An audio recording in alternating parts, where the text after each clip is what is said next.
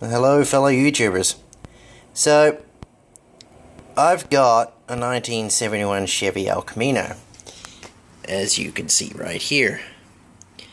Very briefly, but not very clearly either. And as you can see, it's all up in chocks.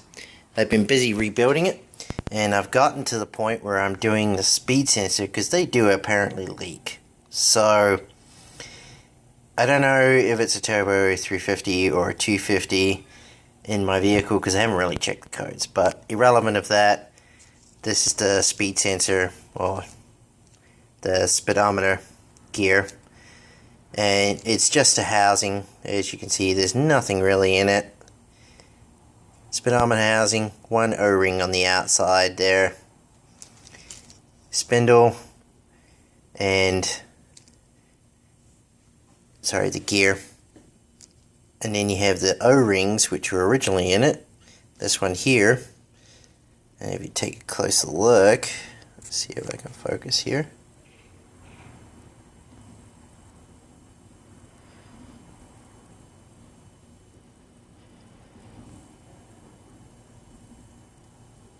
There you go. Does actually have a little bit of gasket material of some sort on the inside. So, as you can see there, and I kind of pried it out because I knew that that one was the one that was leaking. And I'm going to replace it with this O-ring right here, which is actually probably not even close to being the right one, but this is just a DIY fix. And there's the original circlip that holds that in place. Maybe, fingers crossed. I already replaced the outer O-ring with the good old Harbor Freight O-ring kit. I can't remember which one it was. I'm sorry, you'll just have to figure that one out, but it's a pretty good fit, and it's almost dead on match. And we'll see when my vehicle leaks, and I'll give an update on that later. There's the O-ring kit that I used from AutoZone. So this one here, if you actually fit it over the spindle, doing this one one-handed, it's actually a super loose fit, and you could probably almost see through it. But when it's inside the housing, it does pinch down a little bit and make a better fit. Tight enough that I think it'll do the job.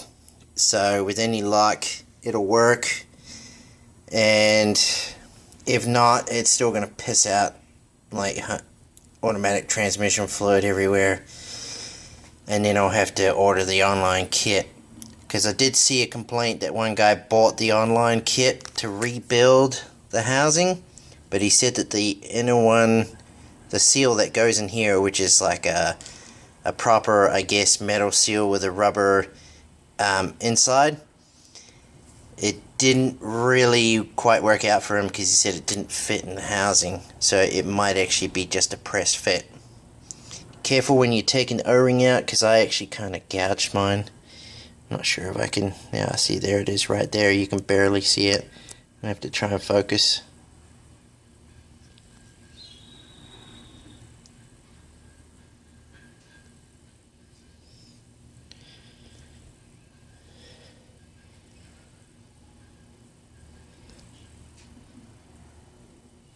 Yeah, it won't focus, but anyways, yeah, so just don't gouge yours.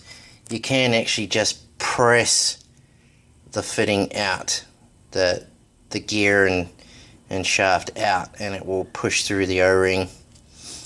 And just make sure it's direct force and that it's got, the gear has a place to go, and try to put some sort of rubber or something on top of the spindle, because it is plastic and it will break. That's the last thing you want to do. I hope this helps. It may, I know that there's probably going to be people saying whatever, but I just don't have the time or the money to sort of deal with buying a whole brand new setup, or the patience to order the other part from the internet. Alright, hope this helps. See you later.